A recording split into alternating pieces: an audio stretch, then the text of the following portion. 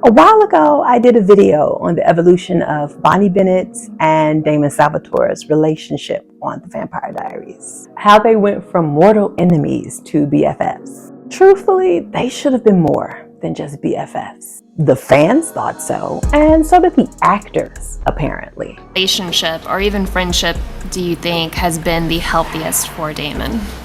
The healthiest? Yeah. Bonnie. But the writers of the Vampire Diaries were determined that Bonnie could not have a happily ever after. After Nina Dobrev left the Vampire Diaries, the writers refused to let the show go on without her. Everything continued to revolve around Elena, even though the heifer wasn't even on the show. She doesn't even go here. They wanted to keep the same endgame of Elena ending up with one of the Salvatore brothers, even if the show suffered because of it. They once even commented that their plan all along was that Elena would get with one brother and the other one would die, because who could live without Elena Gilbert? So when Nina left, they put Elena in a perpetual coma. And since her love interest was a vampire, he decided he was going to wait the potential 80 years to be with her. Hell, he had already waited like 150 years to be with Catherine, and that heifer was out free the whole time, living her best life. She's not here. What? She's not here! They also decided to tie Elena's fate to Bonnie's life. As long as Bonnie lived, Elena would be in a coma. I linked Elena's life to yours. And the rule is, as long as you're alive, Elena will remain asleep. But as soon as she died, Elena would wake up. Oh, and please don't go looking for some weird witchy workaround. As I rigged this so that if you do try to outsmart it, both you and Elena will die. It was like they were trying to get the fandom to hate Bonnie, and it partially worked. Some fans started to hate Bonnie even though their beloved Elena left voluntarily. But other fans saw right through what Julie Plec and co were doing. What can you sort of hint at about what you're going to do with Bonnie's storyline? Because she's just been out there for so long. Yeah. And it's got to wrap up at some point. There's got to be some sort of resolution. Nah, never. It was just one more thing in a long line of mistreatment to Cat Graham's character, including dying twice. You can't just bring somebody back from the dead. There is always a price to pay for it. Don't say it, Jeremy. Don't you dare. Don't. Bonnie's dead. Being the only main character who never got a long-term relationship. Any man she managed to get into a relationship with died.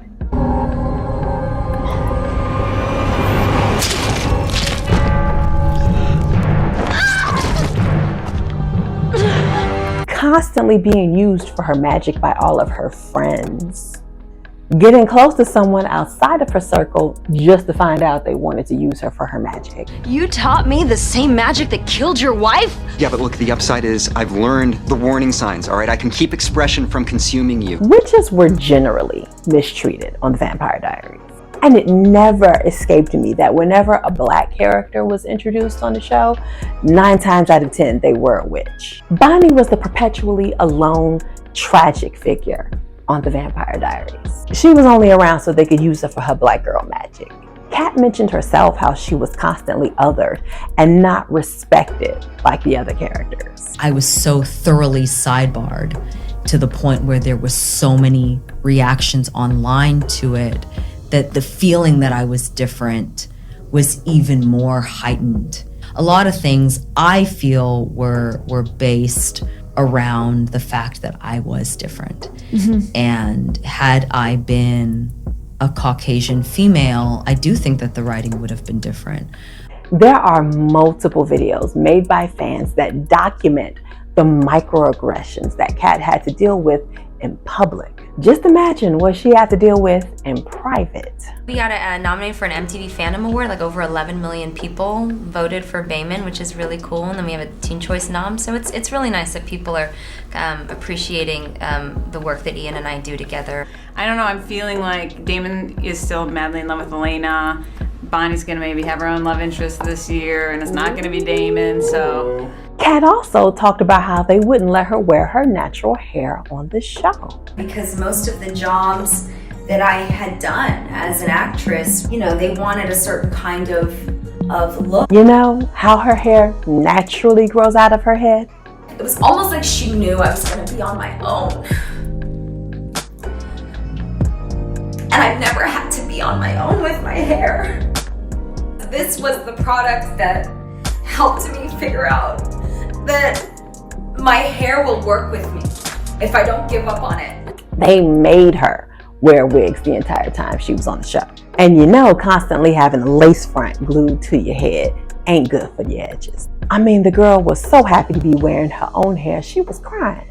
Back to Bonnie and Damon. Kat and Ian's relationship in real life was like life imitating art. They didn't really like each other at the beginning, but over time they became besties. When Nina left the show, Ian went to the writers to pitch a love story between Bonnie and Damon. It made great sense. They had major chemistry, the two characters were already besties. A romantic relationship would have been a natural progression, as natural as Stefan and Caroline.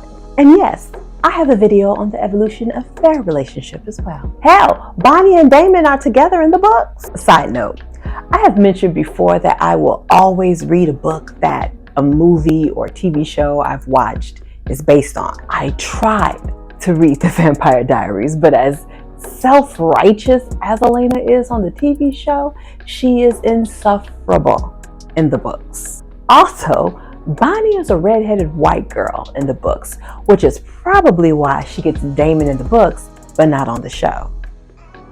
These writers were obsessed with Elena. Why are you so obsessed with me? And she was the only girl on the show to get a happy ending. Elena got to walk off into the sunset with Damon, but Caroline was a widow after being married for only 6 hours. And Bonnie got to wander the world alone, probably forever, because who would want to be with a black witch? Okay, another side note. I am really sick of these CW writers and their arbitrary rules that they feel they must stick to instead of letting their characters grow and evolve on the show. There was the one brother got Elena while the other must die rule. Even though there was no reason that Damon could have been with Elena and Stefan could have lived his life with Caroline. It takes me back to my favorite CW show, Smallville. They had the no tights, no flights rule for Clark. It made sense during the first 5 years of the show, but after a while, it became ridiculous. He was living in Metropolis, working at the Daily Planet, basically being Superman, but he couldn't fly. He got every other power under the sun, including microvision, but he couldn't fly. Every time a Kryptonian came to Earth, they were flying within the first 5 minutes of arrival, but Clark couldn't fly. Back to the Vampire Diaries. It literally didn't make sense to tie the show to Elena after Nino Dobrev left the show. This wasn't the first time a major character had left the TV show, and other shows willingly changed direction after those characters left. There was both the original Charmed and the reboot. They both lost the oldest sister to either firing or resigning, and just plugged in another sister or loosely related Charmed one.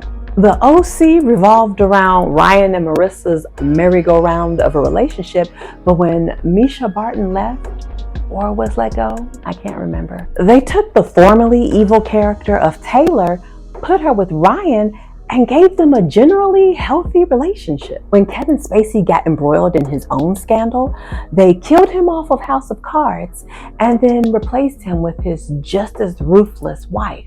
Hello? Batwoman was replaced with another Batwoman after Ruby Rose left the show. And A Different World changed the tone of the whole show after Bill Cosby thought it was best to write out Denise Huxtable after Lisa Bonet got pregnant.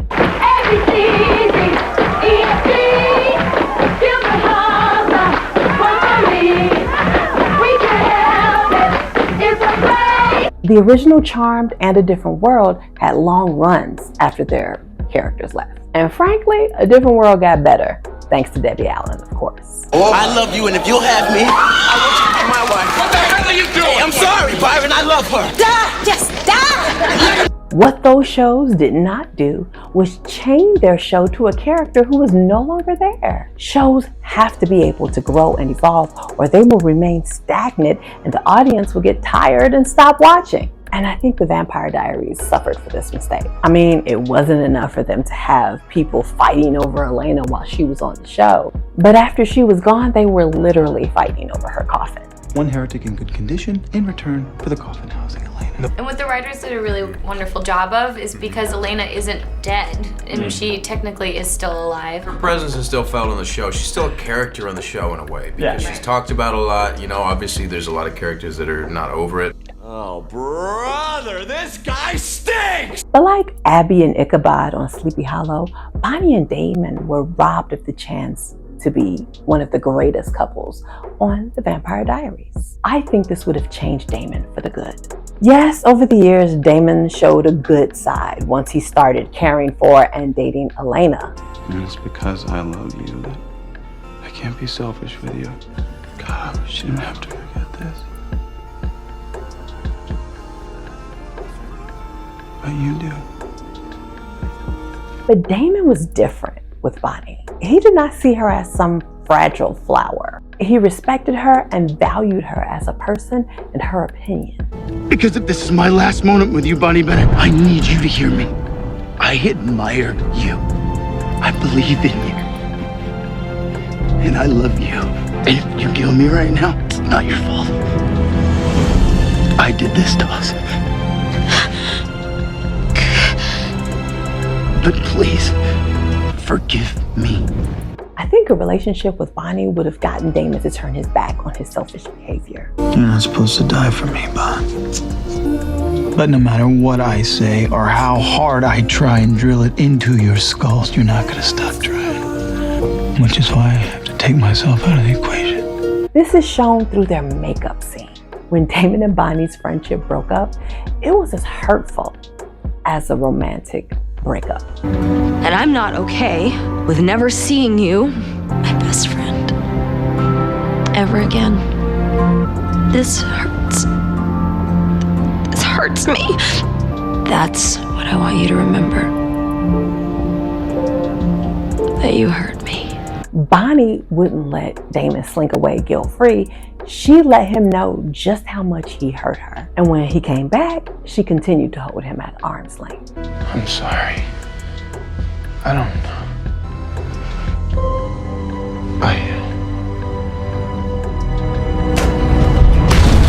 So when she and Caroline had to save Damon from his own personal hell, he came back and gave her the most heartfelt apology he has ever given on the show. Dear Bonnie, I am a coward. I should be saying this to your face, not writing this letter, but I know if I do, you'll talk me out of running away from all my problems. And you're gonna help make me the best man that I can possibly be. Because you, Bonnie Bennett, are an amazing woman and my best friend. With great love and respect, Damon. I'd admit it's a hell of a letter. I'm so sorry I left. It won't happen again.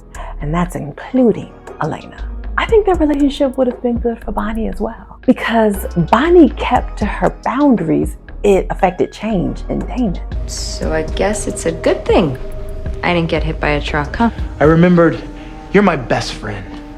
And that if anything ever happened to you, I would lose my mind. I think if they were in a romantic relationship, it would have given her the strength to have those same boundaries for all of her so-called friends. Not just that, but I think because Damon cared for her, he would have saw that that was what she needed, and he would have enforced those boundaries for her as well. Downside is you turned her into a bomb that only you can dismantle. And don't you think I know how this ends? Bonnie would have ended the show with some of her Graham's backbone, and it would have just made their love for each other stronger. So nice having you back, Bon. Warms my cold, dead heart. But we didn't get that. We got everybody mourning Elena for 2 seasons instead. Who wants to see a Bonnie and Damon AU fanfiction where Elena remains in a coma and Bonnie and Damon have a happily ever after instead? Let me know in the comments below. And don't forget, Next week is Black History Month, and on Fridays, I'm going to be doing videos on Black DC superheroes. If you enjoy my videos, please support the channel by subscribing or donating through Ko-fi or Cash App. Or you can purchase merch related to my fantasy novel, or just buy my fantasy novel, The Fairy Princess. And let's continue the conversation in the Fairy Princess Facebook group. All links in the description. Thanks.